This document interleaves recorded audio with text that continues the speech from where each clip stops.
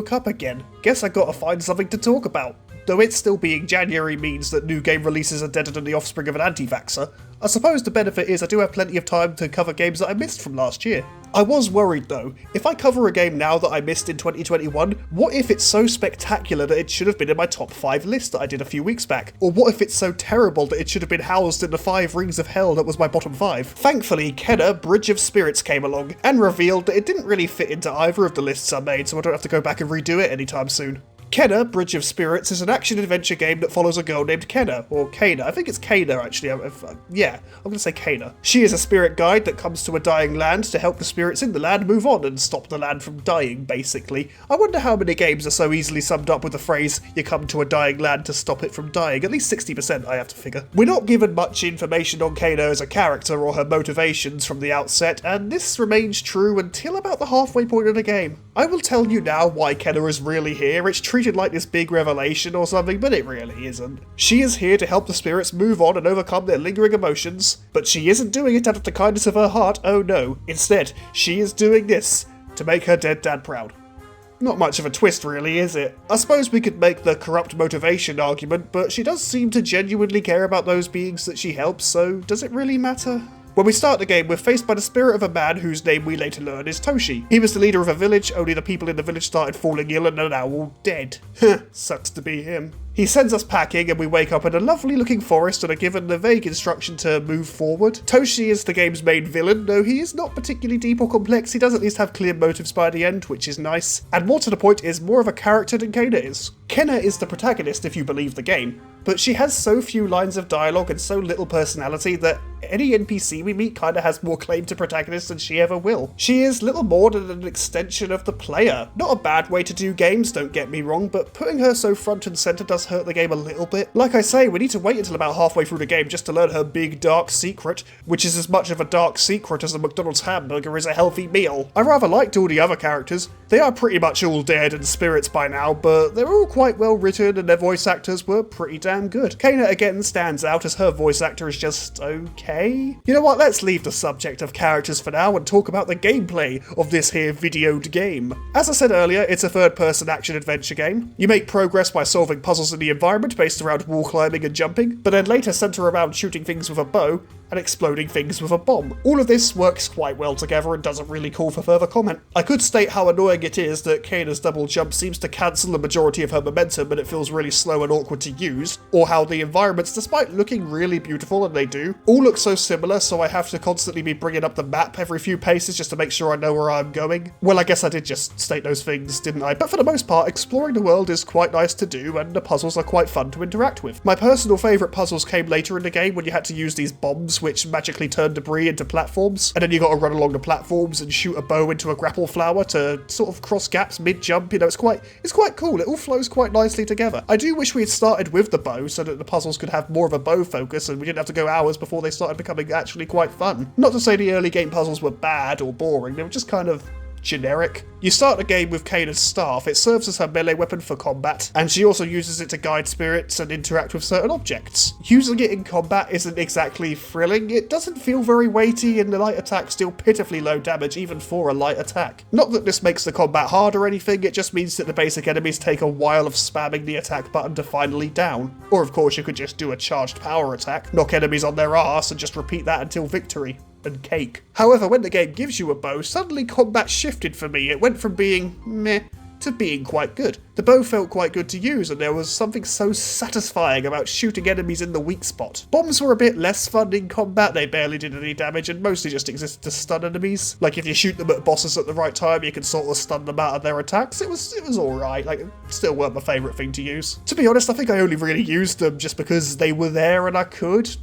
Never out of legitimate necessity. They're mostly there for the puzzles. You might have noticed by now that I have these little critters following me around and serving me. They are the rots and they help you in your quest. They can move statues, operate levers, and open certain containers. In other words, all the things a functioning human being could do, but for some reason just won't. Kana, you lazy bitch. I sort of get employing them as a group to gang up and move a large rock, but not so much having to, you know, pull a switch or move a tiny ball of blue stuff. They do have other uses, like forming together to create this water snake cat antler thing that can clear paths, or you can charge your bow attacks and your bombs for extra effects. You know, provided that you bought the upgrades that let you do that. Speaking of upgrades, you need to gather karma to be able to afford skill upgrades. You get karma from picking up toppled statues and feeding your little bitch spirits. It is worth saying that I found almost every one of the upgrades that I got to be very useful and actually helped. Like upgrading the bow's arrow capacity made it more viable for combat. Upgrading the bombs so that you could charge it with your little spirit rot things so that when it explodes it slows enemies that are caught in a radius. Or upgrading your shield's capacity and giving yourself the ability to generate rot charges when you shield at the right time. See, in battle you get these charges for your rot. When one charge is full, you can use the rot to harass enemies to slow them down, or to molest flowers so you can heal, to charge your arrows so they pierce through multiple enemies, or they can do the bomb thing that I mentioned, you know, slow enemies down. Kinda cool. I do kinda hate how you lose like half of your charges when you enter combat. When I had the free charges towards the end of the game, every time I entered combat I'd immediately lose 2. We are given some sort of story for this. The rot wuss out when they see enemies and you've got to build their confidence through attacks. I'm not gonna lie though, if I saw my master beating at something with a stick and barely doing any damage, that wouldn't exactly raise my confidence. Still, if you just light attack the enemies quickly, you can build up the charges and then the combat is fun again, which isn't, I guess it's not too bad. A quick word on the bosses now, or at least the 5 or 6 real bosses we see, because every other boss is just a slightly tougher enemy. Bosses like the Capra Demon from Dark Souls or the Wood Knight from Kenna, they're not real bosses. They're just the game introducing an enemy that will appear later, but with all the pomp and circumstance that would normally accompany a real boss. I don't know, maybe it's a sort of Make-A-Wish thing, like the enemies that we see as bosses earlier on are like, you know, dying and this is what they want to do. Who knows? What a weird assumption that is. The actual bosses though are all quite fun and well designed, challenging as well. I died several times to each of them, but I felt immense satisfaction when I overcame them. After most of them you're treated to a very nice looking cutscene. It explains the boss's story that until that point will only have been hinted at, and ends up with the spirit of the boss moving on with all their mates. I did get something of a sentimental pang after each one. I rather liked most of the characters, and when they passed on, knowing I'd never see them again, it got to me just a little. My favourite characters were the woodsmith and her girlfriend, whose names I can't remember. I bet they're on screen now because I do that to myself a lot. When the lad started dying, the girlfriend of the woodsmith basically went out to sea to seek supplies and help, but she never returned. And then the woodsmith basically worked herself to death building a beacon to try and guide her girlfriend back home. Not that the nice little feeling I got really lasted that long. Kana barely reacts to any of this, which did hurt it a bit. God, she is so blank. Overall though, whilst the story isn't overly amazing, it's competent enough, and most of the bosses have a decent level of character to them. We know who they are, we know why we're fighting them. It's good. But again, that just makes Kana, the amazing human press board, stand out all the more. I guess that as this is this studio's very first game, I can sort of understand, but also, no I can't. Your protagonist should ideally have some fucking character to them. I know there are plenty of games that skip on this and rely on the reaction of the player more than anything else, but Kana being as story-driven as it is and as character-focused as it is, it makes me feel like the writers missed the point a bit. I don't want to sound too bitchy, the game is not bad. It looks lovely and sounds nice. Each cutscene made me think I was watching a Disney animated movie. Say what you will about Disney stories, but the animation is always top-notch, well, almost always top-notch. The gameplay is decent enough, not amazing, and it does take a while before it really starts engaging for me, but, you know, it's fine, it works. There are some optional challenges to complete, mostly in the form of killing a certain number of enemies in time to open a chest. Sometimes you need to kill them all before the time runs out, sometimes you have to hit a certain number of kills, which just feels like another way of doing the first thing, but I assure you it's different. One of them you had to avoid being hit altogether, which was a bit of a pain. But stick to it and you'll get your reward. Only issue is, the reward is almost always a hat for your rock critters. Or some money that you could spend on more hat for the rock critters. There is no point to the hats, they offer no gameplay advantage, none that I saw anyway, and we're just there to dress up the tiny monsters and I barely noticed them because they're tiny on screen and you don't really pay attention to that sort of thing. At least I didn't. Maybe if Kana had some alternate costumes we could buy, it would have been worth more a damn, but it just wasn't. I ended the game with a huge amount of leftover currency. And you know me, I usually like stupid little cosmetics, and this just didn't grab me. Once again, Kana doesn't get anything out of the game, she just sort of goes along. The little creatures had more fucking personality than this girl did. I managed to plow through the game in a single weekend. Whilst I did have fun with it, I didn't want my whole week to be Kana Bridge of Spirits, because ultimately it's just an okay game. It's fine.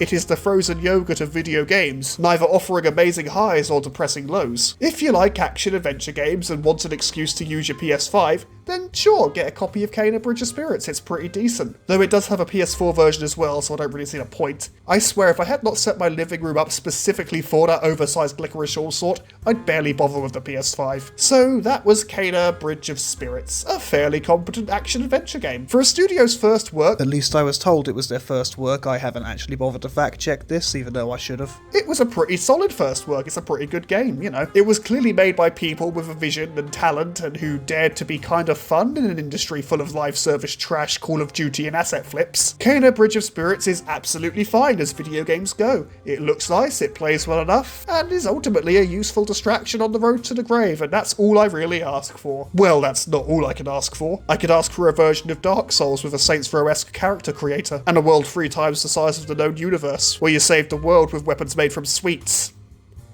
You know what though, I think that is asking a bit much.